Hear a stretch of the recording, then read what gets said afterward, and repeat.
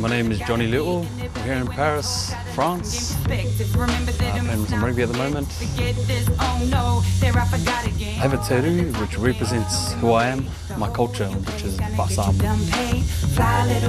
As you can see, I'm pretty fair-skinned. So I wanted something to show people I'm not a Pālangi, I'm Samoan. I started off just with a kaulima, which I got done in Samoa.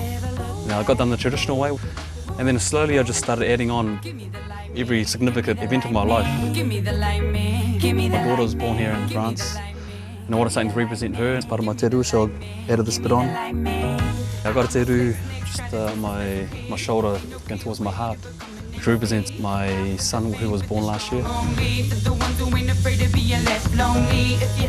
So my tattoos represent my family and my culture.